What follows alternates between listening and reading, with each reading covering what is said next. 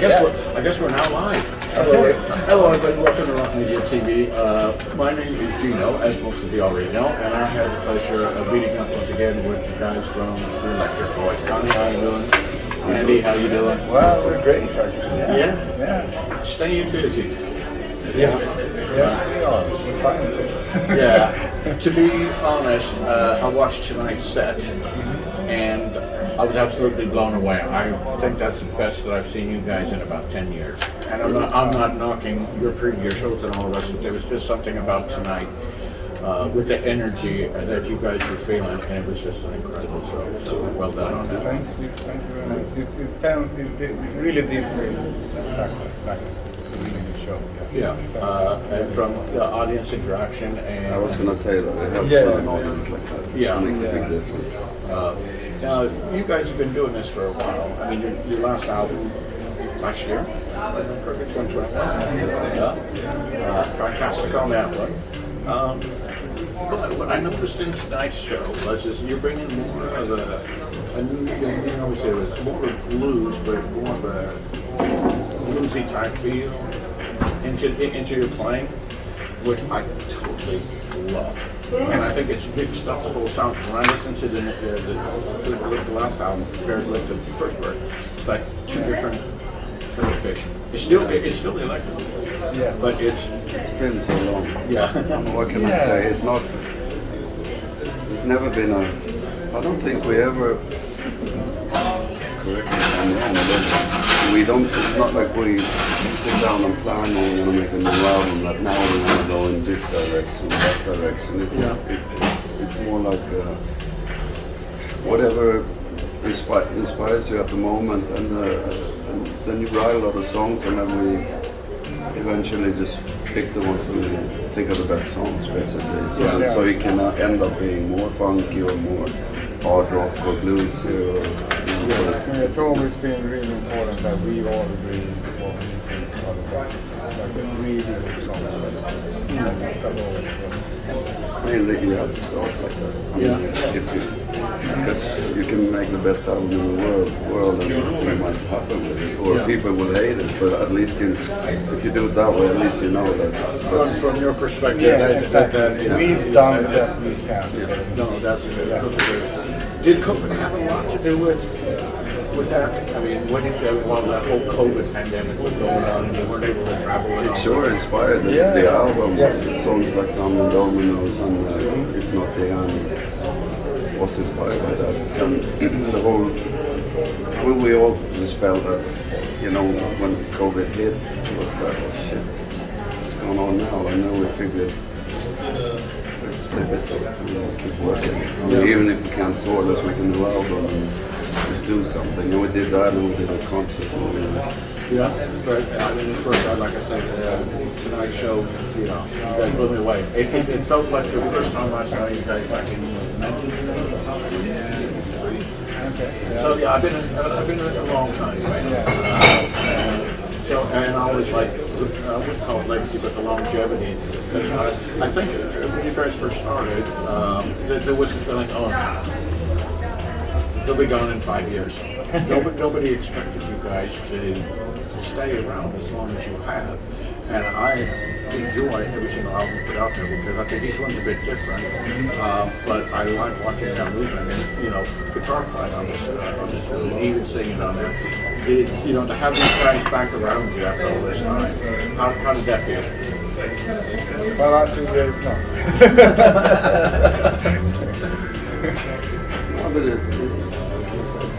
I mean, it's a really good chemistry. You know, at the moment, and last the gigs we've been doing since we released the new album and everything. It feels like everything we've done right now. And it's great to see the audience like tonight. It's just incredible. And then you feed off of that. And then But you guys also pulled an incredible show on the Monsters of Rock cruise as well. Yeah. Yeah, that was also really great. That was, I mean, that was... It's not like you can only do one incredible show per year. Because then we filled our quota now. Now it's going to be that downhill. But I mean, I've done a couple of those too. That's why I know about that one. I just saw that as well. I was going to say that was another fantastic performance. And the crowds are there. But would you do more of those? Yeah, the most we have, we'd love to do. I mean, we'd love to play everywhere. I mean, as much as possible. We've always been like that. Touring.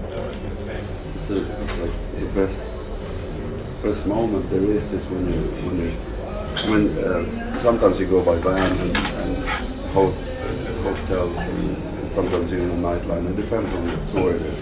But my favorite moment is when you're in a nightline and you've done a really good show that you're really pleased with. You get into the bus, open up a beer, and the bus starts rolling, and you know you're going to get tomorrow. So that's the best feeling. Yeah. So I was going to say, you're road dogs. Yeah, I mean, because you always like, I mean, you want, since you get a high from doing a gig like tonight, and then you want to have that again, and then you want to make it even better. We're always trying to be like, okay, how can we shift things around? How can we try different stuff? And sometimes it doesn't work, and sometimes it doesn't work. And you have to sort of push yourself, because if you wouldn't do that, you would never find the special like extra moments if you didn't do it. I mean, so sometimes things doesn't work out, but then you do another gig. We always have there's always a lot of space in the sets for jamming. And we always change the set list around. We have, on a tour like this, we have sort of a set list, so to speak, but then we still change the first number and then change the some shows we don't play hips and hips, for instance. I was going to say, if you didn't do that, I haven't heard about an electric voice. Yesterday we didn't play like 5-9 industry world on hips and hips. So how difficult did you find it during COVID not to be able to get out and tour? Because I know you guys tour a lot, but it was in that isolation. And you wrote songs and you were still being creative. But how bad was the itch just to get back out there? Well, we managed to do some extra stuff actually, apart from recording an album. We did a streaming thing. Sweden Rock had a streaming festival, so we were able to do that. And then we did radio, the concert movie that we released and we filmed, audio support. And then we did a radio Sweden station that was like live broadcast. Right.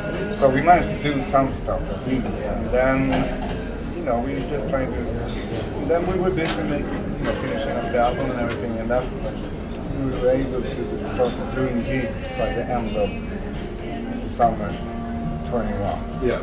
In Sweden, because they started to open up, and we've never had a real lockdown like you guys had. I was going to say you guys were one of the first, because I know I spoke with Doro and her people, and what Germany was going through, and everybody was like, God, I wish we were in Sweden, because I wouldn't say you were lax on it, but they were more reflective of what was actually going on and the restrictions. And I think this is part of what European for traveling bands at the moment. There's still that disparity between what you need for that country because nobody was on the same share of music. So you guys managed to get out there at the end. Yeah, we did. We did manage to do some gigs, and it was fun because we did like 2 gigs outside at this place in south of Sweden, and that felt like, are we allowed to do this? We went on stage, or are we gonna get arrested? But and then we went to do a festival outside of Copenhagen in Denmark, and when we drove into the festival, since it was still like a pandemic going on heavily everywhere, and we drove into the festival and we saw that it was a festival with people like dancing and drinking beer and stuff. They were mingling around. We're like, what's going on here? This is like. So they opened, they lifted whatever they say, the restrictions before Sweden did. And we heard about it, I guess. But then when we actually saw it, it was like, wow, this is like the old days. I was going to say, did they really have a pandemic? Yeah, exactly. So and then they actually lifted it. So we managed to squeeze in a bunch, like 10, 12 gigs in Sweden at least, more actually. when it was like a gap when they opened up a bit. But then they closed things down again just before Christmas, and then after that they opened again. So, but like I said, it's interesting to hear perspective what people in other countries make, since we didn't have. It's typical Swedish. The government said that you recommend you work from home, you recommend that you keep a distance, and of course restaurants and bars, they could be open, some of them, if they had enough space and then they had to close early and stuff like that. But, so It'd be interesting to hear how afterwards, actually, if that was a good thing or not. Who knows sort of. I've always been thinking that it would eventually it's all going to catch up and it's going to be the same sort of outcome everywhere. It's just that it's different. So, it's just but different ways of going about it. Yeah, it was fun to watch. I mean, me being here in the UK, I had planned on going back to California that summer, and it was like, well, that's off the list. Yeah, exactly. But it was like, even if I had been able to fly out there, I would have been coming back with the 10-day quarantine in the hotels and all the rest of it. It became a very expensive endeavor to want to travel just to come back into the UK. And I know because when we did that Rock and Roll, and we had Doro and her band coming across. I had them coming in from the States and from Germany. And that was the big thing, the on-site, COVID testing, and all the rest of it. So. Yeah, they did that when we did that streaming thing for Sweden Rock. That was super strict. Even for being in Sweden, they had to do tests every morning. Well, every morning we went there the first day and they did like sound checks and stuff, and then they recorded it. But they have to do testing all the time, and it was the only people that were working on the whole thing. But he was great. It's amazing when you see when people are. Things that you take for granted. So all of a sudden, everybody was like, "Yes, we're working again." So it was a very interesting situation on a global scale, but very inspirational enough to write the tracks that you did, because you listen to the lyrics on those and you think, those are songs that can now go and mean the same 10 years, 20 years, 30 years on the road, because it is about human survival, and it's about being able to cope in those types of situations, and it is now. But so what's planned for you guys? You finish off this one. You've got a few more tour dates, don't you? And then is it back to relax, or no? We're working on a new album again. Yes. We go into the studio in October. Wow. So then October, November recording, and then be ready for 2023 release, and then. Yeah, I think we're going to start releasing singles, and then, now our record company, we had a meeting with them, and we posted that did a post on Facebook saying that we're going to release the new album in October next year, so I guess we are. But the plan is that we're going to release quite a few singles first, maybe 4 or 5 singles, and then the full album. So it's not like, I think we're going to start releasing new stuff in February or something. I was going to say, this would be old school. How many singles can you get off the album before you actually get it? We're trying to, I was going to say, that would be great to see. But then touring-wise, then back on the road. We're aiming at doing more stuff next year, because we got 2 booking agents, and they both said the same things without even talking to each other. That it was this like catch-up effect, because all these bands that have been moved forward, those bands that want to go out. So it's just been crazy times this year. So they were both like, okay, let's we just do this album and then focus on spring and summer. Next year, Which is I was going to say, because then you can just. Are you looking at doing that international tour on that support of the album, or is it? We're hopefully. I mean, it's always good, right? If we would decide, we would be touring like all countries, but unfortunately it's not up to us. I mean, but I mean, the plan is to definitely. So definitely European dates and, and probably some American dates in there as well. Or you could, or they going to have Yeah, big, we actually really need to do that, but that's even more complicated since because of work permits and everything. So it has to be like a really good setup tour that makes sense. Yeah. No, just getting the work permits is quite expensive. Yeah. It's a big. I was going to say, how many is there in the band now? I was going to say we're up to about 35. Yeah, plus I was going to plus TM, and then you start adding on and that's even before you even set up food in the country, like touring. So of course we really want to. It's going to probably about 85 to 90. So we're. So it needs to be a proper setup. Yeah. But we're really dying to do it because we haven't played in the States since '92, I think it was. If you're not counting that. I was going to say, because the cruises count as international waters. Yeah, exactly. That's really small. You don't need those kind of papers. You don't need any of that. But no, it is a massive endeavor, but I know that being an American, being a fan of you guys, I know that if you guys did put something together with America, it would definitely work out because your fans would be done, within over 20 years and not being able to see it. It would definitely work. We would will love try. to. We had, the tours we did over there was great. Yeah. Back then, it would be great to go back.